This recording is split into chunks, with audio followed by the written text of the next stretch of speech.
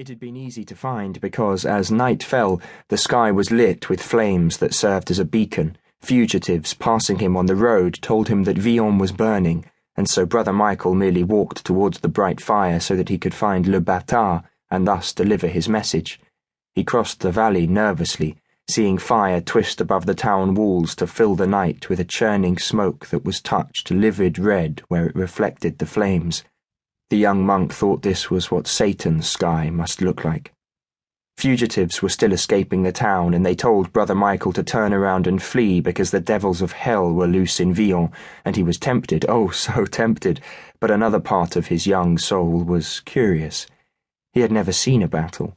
He had never seen what men did when they unleashed themselves to violence, and so he walked on, putting his faith in God and in the stout pilgrim's staff he had carried all the way from Carlisle. The fires were concentrated around the western gate, and their flames lit the bulk of the castle that crowned the hill to the east. It was the Lord of Vion's castle. That was what the abbot at Paville had told him, and the Lord of Vion was being besieged by an army led by the Bishop of Lavence and by the Count of La Bruyère, who together had hired the band of mercenaries led by Le Bâtard. Their quarrel? Brother Michael had asked the abbot. They have two quarrels, the abbot had answered, pausing to let a servant pour him wine.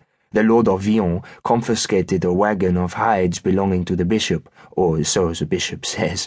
He grimaced, for the wine was new and raw. In truth, Vion is a godless rogue, and the bishop would like a new neighbour. He shrugged, as if to admit that the cause of the fighting was trivial. And their second quarrel?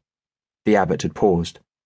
Vion took the Count of La Bruyère's wife, he finally admitted. Ah, Brother Michael had not known what else to say.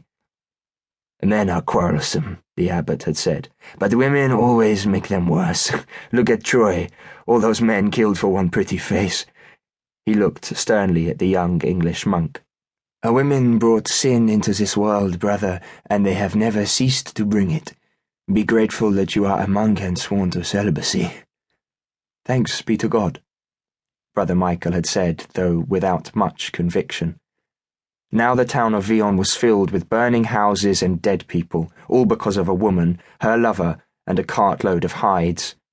Brother Michael approached the town along the valley road, crossed a stone bridge, and so came to Vion's western entrance, where he paused because the gates had been torn from the arch's stonework by a force so massive that he could not imagine what might do such a thing. The hinges were forged from iron, and each had been attached to its gate by brackets longer than a bishop's trouser, broader than a man's hand, and thick as a thumb, yet the two leaves of the gate now hung askew, their scorched timbers shattered, and their massive hinges wrenched into grotesque curls.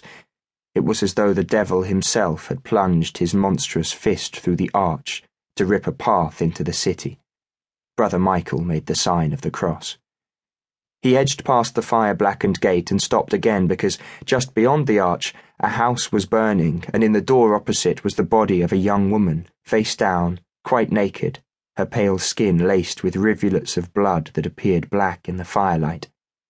The monk gazed at her, frowning slightly, wondering why the shape of a woman's back was so arousing, and then he was ashamed that he had thought such a thing. He crossed himself again. The devil, he thought, was everywhere this night, but especially here in this burning city beneath the fire-touched clouds of hell. Two men, one in a ragged mail coat and the other in a loose leather jerkin, and both holding long knives, stepped over the dead woman. They were alarmed by the sight of the monk and turned fast, eyes wide, ready to strike, but then recognized the grubby white robe and saw the wooden cross about Brother Michael's neck, and ran off in search of richer victims.